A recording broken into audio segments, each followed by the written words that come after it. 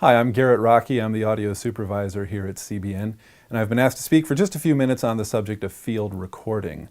A competent field recordist can capture audio onto tape or SD card or compact flash card, whatever medium you're recording to, keeping the levels from clipping on the high end or down in the noise floor on the low end.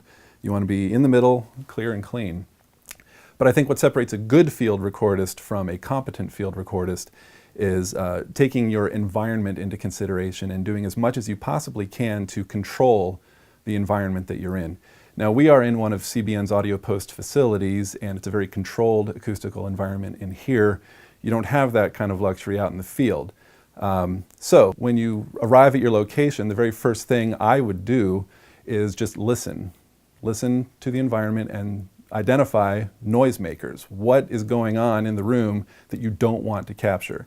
A refrigerator can be surprisingly loud once that compressor kicks on. An HVAC system in a residential home can be surprisingly loud on mic.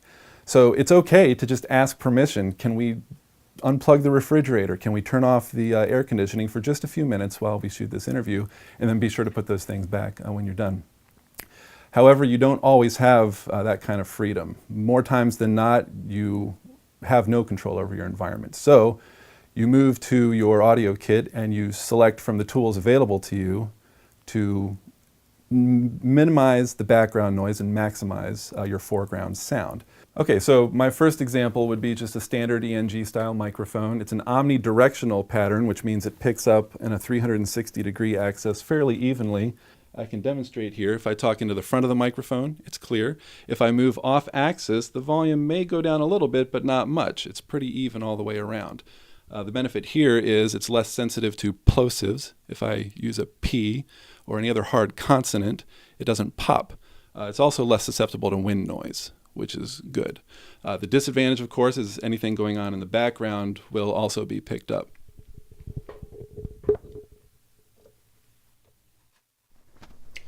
Next on the list is a standard lavalier microphone. Almost all lavalier microphones are omnidirectional.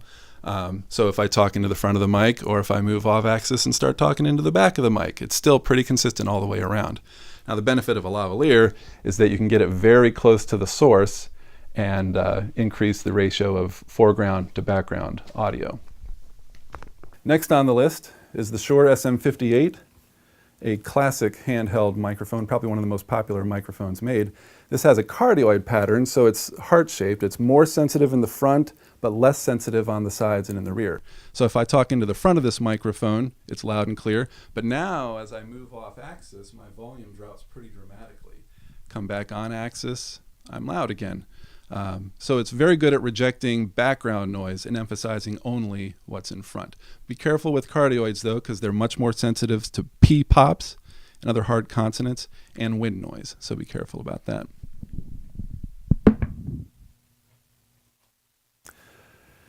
Last on my list here is the Sennheiser MKH416. This is what's called a supercardioid microphone or a shotgun. These microphones are very sensitive in front. In fact, they're even more sensitive at distances than other cardioid microphones. So they're good camera-mounted mics, but they're also pretty good up close as well. Now, as I move off axis on this microphone, you're also going to notice a pretty dramatic level drop. So likewise, it's going to minimize the background noise and maximize the foreground sound. 416s are pretty common in ENG kits. Great microphone. Okay, so if you can get control of your environment, do it. It'll make a big difference. If you can't get control of your environment, then make use of the tools that are available to you in your audio kit. Different microphones have different pluses, different minuses, and by knowing what those plus and minuses are, you can get a much better result on tape with the video.